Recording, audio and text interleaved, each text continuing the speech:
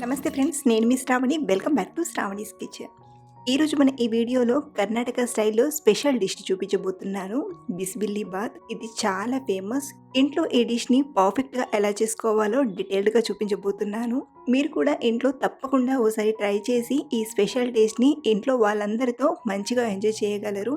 మరి లేట్ చేయకుండా ప్రాసెస్ ఏంటో ఇప్పుడు చూసేద్దాం రండి. ముందుగా కుక్కర్లోకి 1 కప్పు రైస్ని తీసుకోండి. మనం ఏ కప్పుతో అయితే రైస్ని తీసుకున్నామో అదే కప్పుతో అరకప్పు కందిపప్పును తీసుకోండి. మీరు కావాలంటే కందిపప్పుని కొంచెం పెంచుకొనైనా తీసుకోవచ్చు. సో ఇలా తీసుకున్న బియ్యం పప్పుని ఒక 2-3 సార్లు బాగా కడిగి, మనం ఏ కప్పుతో అయితే రైస్ని తీసుకున్నామో అదే కప్పు కొలతతో ఒక 5 కప్పుల నీళ్ళను తీసుకోండి.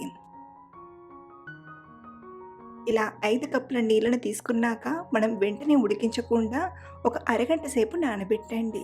బియ్యం నానేలోగా ఇంకొక బౌల్లోకి ఒక పెద్ద నిమ్మకాయ సైజ్ అంతా, అంటే 25-30 గ్రామ్స్ చింతపండును తీసుకొని ఒకసారి బాగా కడిగి చింతపండు కూడా నానబెట్టండి. అరగంట తర్వాత మూత తీసి ఇందులోకి 1/2 టీ స్పూన్ పసుపుని, 2 టీ స్పూన్ల నూనెను తీసుకొని కవర్ చేసి ఒక 3 విజిల్స్ వచ్చేంత వరకు ఉడికించేయండి. విజిల్లోని గాలంతా నార్మల్గా పోయాక మూత తీసి చూద్దాం. చూడండి ఎంత చక్కగా మనకు కావలసినట్టుగా పర్ఫెక్ట్గా ఉడికింది. సో ఇలా ఉడికాక మనం ఒకసారి బాగా కలపండి. మరీ మెదపాల్సిన అవసరం లేదు, ఎలాగో మనం తర్వాత కొంచెం సేపు ఉడికిస్తాం కాబట్టి కాస్త మెదిపినట్టుగా అయిపోతుంది. కాబట్టి ఈ టైంలో ఒకసారి కలిపి మళ్ళీ కవర్ చేసి రెడీగా పక్కనుంచేయండి. ఇప్పుడు ఈ బిసిబిల్లె బాతులోకి స్పెషల్ మసాలా పొడిని ప్రిపేర్ చేసుకుందాం. స్టవ్ ఆన్ చేసి ఒక ప్యాన్లోకి ఒక 1/2 టీ స్పూన్ మెంతులను తీసుకోండి. ఇందులోనే 4-5 లవంగాలు, 10-12 మిరియాలు, చిన్న దాల్చిన చెక్క ముక్కను, అలాగే 1 టేబుల్ స్పూన్ ధనియాలను తీసుకొని దోరగా ఫ్రై చేయండి. ఇందులోనే 1-1.5 టీ స్పూన్ శనగపప్పుని, 1 టీ స్పూన్ మినపప్పుని తీసుకొని బాగా వేపండి. మనం వీటిని వేపేటప్పుడు మంటను మీడియం ఫ్లేమ్లో లేదా లో ఫ్లేమ్లో పెట్టి వేపండి. చూడండి, శనగపప్పు, మినపప్పు చక్కగా వేగి లైట్గా కలర్ మారుతున్నాయి. ఇదే టైంలో ఒక 5-6 ఎండుమిరపకాయల్ని, అర టీ స్పూన్ జీలకర్రను తీసుకొని వేపండి. ఇక్కడ నేను మంచి కలర్ ఉండడానికి గుంటూరు మిర్చిని తీసుకున్నాను. ఇవన్నీ బాగా వేగాక చివరిలో 1 టేబుల్ స్పూన్ ఎండు కొబ్బరిని తీసుకొని జస్ట్ 1 నిమిషం అలా వేపి తీసుకోండి. అదే మీరు ఎండు కొబ్బరి ముక్కల్ని తీసుకున్నట్లయితే మనం శనగపప్పు తీసుకున్న టైంలోనే ఎండు కొబ్బరి ముక్కల్ని తీసుకొని ఫ్రై చేసి తీసుకోవచ్చు. సో ఇలా వేపిన ఈ మసాలాలు పూర్తిగా చల్లారిపోయాక మిక్సీ గిన్నెలోకి తీసుకొని మెత్తగా గ్రైండ్ చేయండి. చూడండి, ఇలా మెత్తగా గ్రైండ్ చేసామంటే మన స్పెషల్ మసాలా పొడి తయారైపోయింది. ఈ మసాలా పొడిని పక్కన పెట్టేసి వెజిటేబుల్స్ ఉడికించడానికి వెజిటేబుల్స్ని కట్ చేసి తీసుకోండి. ఇక్కడ నేను అన్ని వెజిటేబుల్స్ని కట్ చేసి తీసుకున్నాను. ఇందుకే నేను తీసుకున్నవి ఏంటంటే 6-7 మునక్కాడ ముక్కల్ని, 1/2 కప్పు బీన్స్ ముక్కల్ని, 1 టమాటా ముక్కల్ని, 1 మీడియం సైజు బంగాళాదుంప ముక్కల్ని, 1 ఉల్లిపాయ ముక్కల్ని, 1/2 కప్పు క్యారెట్ ముక్కల్ని, అలాగే 1 క్యాప్సికమ్ని కూడా కట్ చేసి తీసుకున్నాను. ముందుగా వీటిని ఉడికించుకుందాం. అయితే మనం ఎందులో అయితే ఉడికిస్తామో దానికి సరిపడా ఇలా కొంచెం పెద్దగా ఉండే గిన్నెను తీసుకోండి.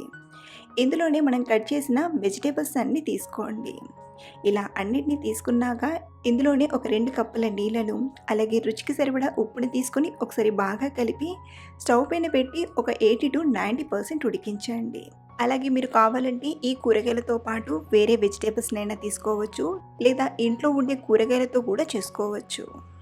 మరి కూరగాయ ముక్కల్ని ఓవర్గా ఉడికించకుండా ఈ మాదిరిగా ఉడికిస్తే సరిపోతుంది. సో ఇలా ఉడికించాక ఇందులోకి చింతపండు రసాన్ని తీసుకోండి. అలాగే మనం గ్రైండ్ చేసి పెట్టిన స్పెషల్ మసాలా పొడిని మొత్తం తీసుకోండి. నేను ఈ క్వాంటిటీకి సరిపడా మసాలా పొడిని ప్రిపేర్ చేశాను. మనం కావాలంటే మసాలా పొడిని ఎక్కువగా తయారు చేసుకొని స్టోర్ కూడా చేసుకోవచ్చు. సో ఇలా మసాలా పొడిని తీసుకొని ఒకసారి బాగా కలిపాక ఇందులోనే కొద్దిగంత ఇలా బెల్లం తీసుకోండి. ఇలా కొద్దిగంత బెల్లం వేయడం వలన రుచి కూడా చాలా బాగుంటుంది. అలాగే కొద్దిగా కరివేపాకును కూడా తీసుకొని ఒకసారి బాగా కలిపి ఒక 2 నిమిషాలు ఉడికించండి.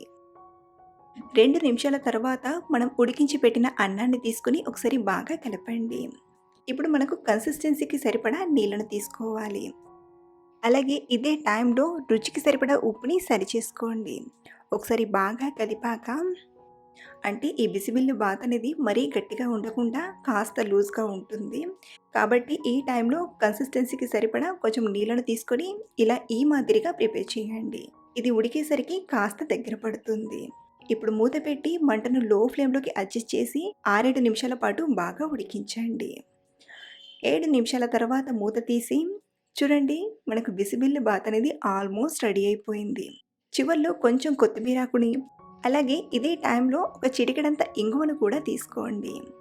ఇలా ఇంగువను కూడా తీసుకొని ఒకసారి బాగా కలిపి ఇప్పుడు ఇందులోకి మనం పోపుని ప్రిపేర్ చేసుకుందాం. పోపు కోసం ఒక టేబుల్ స్పూన్ నూనెను, ఒక 2 టేబుల్ స్పూన్ల నెయ్యిని తీసుకోండి. ఇందులో నెయ్యి టేస్ట్ చాలా బావుంటుంది. మీరు కావాలంటే మొత్తం నెయ్యితో అయినా ప్రిపేర్ చేసుకోవచ్చు. నెయ్యి వేడయ్యాక ఒక 2 టేబుల్ స్పూన్ల పల్లీలను తీసుకొని దూరగా ఫ్రై చేయండి. ఇవిలా కొంచెం ఫ్రై చేశాక ఇందులోనే అర టీ స్పూన్ ఆవాలను, అలాగే 2 టీ స్పూన్ల జీడిపప్పు పలుకుల్ని, ఒక 2 ఎండుమిరపకాయ ముక్కల్ని తీసుకొని ఫ్రై చేయండి. ఇవన్నీ ఫ్రై అయ్యాక చివర్లో కొంచెం కరివేపాకుని తీసుకొని ఫ్రై చేయండి. అలాగే పోపులో కూడా మరో చిటికెడు ఇంగువను తీసుకోండి. అంటే మనం తీసుకునే ఇంగువను సగం డైరెక్ట్‌గా, సగం ఇలా పోపులో తీసుకోండి. దీంతో టేస్ట్ అనేది చాలా బావుంటుంది. రైస్‌లోకి తీసుకొని మిక్స్ చేసుకుందాం. ఇలా కలిపాక మనం పెట్టిన పోపు అన్నమంతా బాగా పట్టడానికి ఒక 2 నిమిషాలు కవర్ చేసి పెట్టి, ఆ తర్వాత వేడిగా సర్వ్ చేసుకొని తినేయడమే. ఇలా చేసిన ఈ బిసిబెల్లే బాత్ మీకు స్పెషల్ టేస్ట్‌నిస్తుంది. డెఫినెట్‌గా మీ అందరూ కూడా చాలా బాగా లైక్ చేస్తారు. మీరోసారి ఈ స్టైల్‌లో ఇంట్లో ట్రై చేసి చూడండి. చాలా బావుంటుంది. అలాగే మీ ఇంట్లో వాళ్ళు ఇచ్చిన కాంప్లిమెంట్స్‌ని కింద మళ్ళీ నాతో షేర్ చేసుకోవడం అస్సలు మర్చిపోవద్దు. Thank you for watching.